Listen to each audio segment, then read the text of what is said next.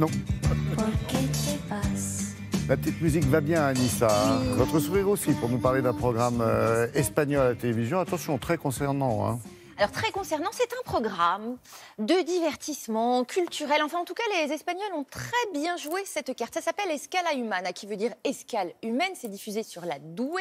Et il s'agit d'un programme qui traite d'écologie et d'architecture. Alors, l'écologie à la télévision, on connaît. L'architecture, c'est plus difficile à traiter parce que soit vous avez des programmes très pointus, finalement, qui s'adressent aux amateurs, mais au grand public, c'est plus difficile. Et là... Ouais, sauf quand c'est Sylvie Adigar qui nous en parle. Mais évidemment, sauf Télématin, notre experte voilà. Made in Télématin qui effectivement sait tout nous expliquer parfaitement. Et c'est pas elle qui nous dira le contraire. Aujourd'hui, l'architecture éco-responsable est très tendance, en tout cas est inéluctable aujourd'hui. On l'a vu jusqu'à Singapour, hein. Enfin, c'est dingue. Exactement. Avec elle d'ailleurs.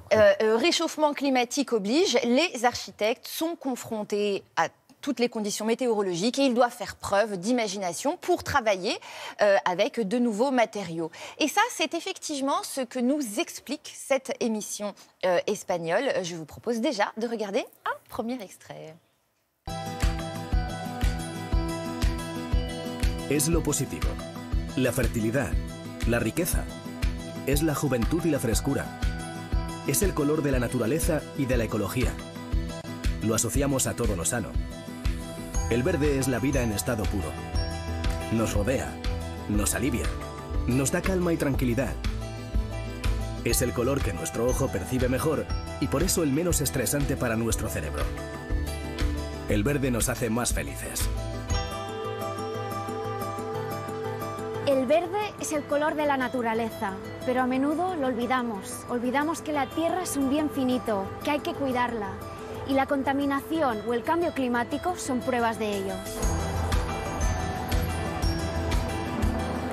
En pocos años, el 70% de la población mundial vivirá en grandes ciudades. ¿Cómo podremos preservar la naturaleza en esas megalópolis?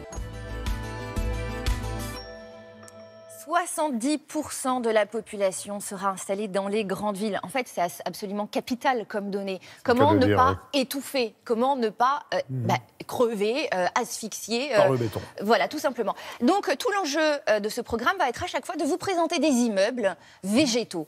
Et ce qui est extraordinaire, c'est qu'ils le font très bien. Vous avez plusieurs immeubles dans plusieurs villes d'Espagne qui sont à chaque fois présentés avec toutes les prouesses, si vous voulez, architecturales que vous y trouvez. Là, par exemple, ils vont s'attarder sur un immeuble en plein cœur de Madrid. Regardez. Integrar la vegetación dentro de un edificio es un reto para muchos arquitectos, sobre todo en grandes ciudades donde cada vez hay menos espacio. A veces hay que echar la imaginación y es lo que pasó en el Hotel Renaissance del Hospitalet de Llobregat. Imaginaos que esta manzana es el hotel. Sacaron el corazón del edificio